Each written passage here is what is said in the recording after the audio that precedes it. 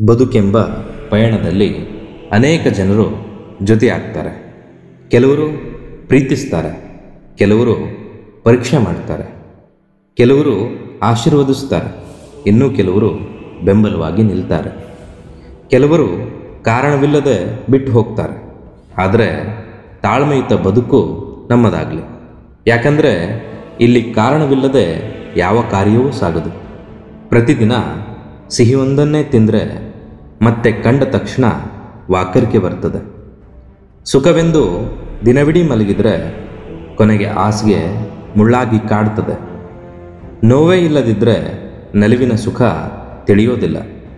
ಹೀಗೆ ಏಕತಾನತೆ ಸುಖವಲ್ಲವೆಂದೇ ಸೃಷ್ಟಿಕರ್ತ ವೈವಿಧ್ಯತೆಯನ್ನು ಸೃಷ್ಟಿಸಿರಬಹುದು. ಬದುಕಿನ ಅರ್ಥವನ್ನು ಹುಡುಕುತ್ತಾ ಹೊರಟ ನನಗೆ ಅರಿವಾಗಿದ್ದು, ಬದುಕಿಗೆ ಯಾವುದೇ ಒಂದು ಸ್ಥಿರಬದ್ಧವಾದ ಅರ್ಥ ಉದ್ದೇಶಗಳಿರುವುದಿಲ್ಲ. ಅದೊಂದು ಏಳು ಬೀಳಿನ ನಿರಂತರ ಪ್ರಯಾಣ. ಪ್ರತಿ ಹೆಜ್ಜೆಯು ಹೊಸದೊಂದು ಅಂತ್ಯ ಮತ್ತು ಆರಂಭಕ್ಕೆ ಮುನ್ನುಡಿ. ಅರ್ಥ ಹುಡುಕುತ್ತಾ ಕೂರುವ ಬದಲು ಆ ಬದುಕು ನೀಡುವ ಎಲ್ಲವನ್ನೂ ಧನ್ಯತಾ ಭಾವದಿಂದ ಸ್ವೀಕರಿಸುತ್ತಾ ಮುಂದೆ ಸಾಗಬೇಕು. ಕೆಲವೊಂದನ್ನು ಒಪ್ಪಿಕೊಂಡು, ಕೆಲವೊಂದನ್ನು ಅಪ್ಪಿಕೊಂಡು, ಇನ್ನೂ ಕೆಲವೊಂದನ್ನು ಬಿಟ್ಟು ಬಾಳುವ ಶಕ್ತಿಯನ್ನು ನಮ್ಮೊಳಗೆ ನಾವೇ ಸೃಷ್ಟಿಸಿಕೊಳ್ಳಬೇಕು. ನೀವು ಮನೆಯ ಹೊರಗೆ ವೈದ್ಯ, ವಕೀಲ, ವ್ಯಾಪಾರಿ ಹಾಗೂ ಬುದ್ಧಿಜೀವಿಗಳಾಗಿರಿ. ಆದರೆ ಸಾಯಂಕಾಲ ಮನೆಗೆ ಬಂದಾಗ ನಿಮ್ಮ ವೃತ್ತಿಯನ್ನು ಹೊರಗೆ ಬಿಟ್ಟು ಮನೆಯನ್ನು ಪ್ರವೇಶಿಸಬೇಕು. ಏಕೆಂದರೆ ಅಲ್ಲಿ ನಿಮ್ಮ ಬುದ್ಧಿಗಿಂತ ಪ್ರೀತಿಯ ಅವಶ್ಯಕತೆ ಇದೆ. ಮನೆಯಲ್ಲಿ ನಿಮ್ಮನ್ನು ನಿರೀಕ್ಷಿಸುತ್ತಿರುವವರು ಯಾರೋ ರೋಗಿ, ಕಕ್ಷಿದಾರ ಅಥವಾ ಗ್ರಾಹಕರಲ್ಲ. ಆದ್ದರಿಂದ ನೀವು ಮನೆಗೆ ವೈದ್ಯರಾಗಿ, ವಕೀಲರಾಗಿ ಅಥವಾ ವ್ಯಾಪಾರಿಯಾಗಿ ಪ್ರವೇಶಿಸಬೇಕಾಗಿಲ್ಲ. ಅಲ್ಲಿ ಒಬ್ಬ ತಾಯಿಗೆ ಮಗನ, ಪತ್ನಿಗೆ ತನ್ನ ಪತಿಯ ಹಾಗೂ ಮಕ್ಕಳಿಗೆ ತನ್ನ ತಂದೆಯ ನಿರೀಕ್ಷೆ ಇದೆ. ಆದ್ದರಿಂದ ನಾವು ಸಾಯಂಕಾಲ ಮನೆಗೆ ಹಿಂದಿರುಗುವಾಗ ತಂದೆಯಾಗಿ, ಪತಿಯಾಗಿ ಹಾಗೂ ಮಗನ ಸ್ಥಾನಮಾನಗಳಿಂದಲೇ ಹಿಂದಿರುಗಬೇಕು. ನೀರಿನ ಮೇಲೆ ಎಳೆದ ಗೆರೆಗೆ ಯಾವ ಆಯುಷ್ಯವೂ ಇರುವುದಿಲ್ಲ.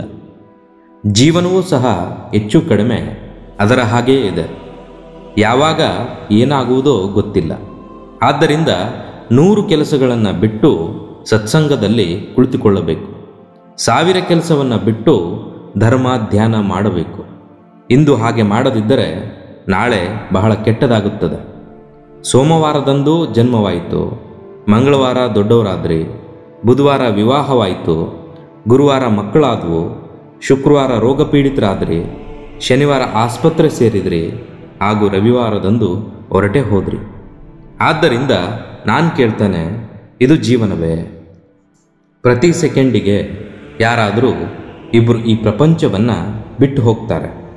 ನಾವು ಕೂಡ ಇದೇ ಸಾಲಿನಲ್ಲಿ ಇದ್ದೇವೆ. ನಮ್ಮ ಮುಂದೆ ಎಷ್ಟು ಜನ ಇದ್ದಾರೆ ಎಂದು ನಮಗೆ ಗೊತ್ತಿಲ್ಲ. ನಾವು ಈ ಸಾಲಿನಿಂದ ಹೊರಬರಲು ಸಾಧ್ಯವಿಲ್ಲ.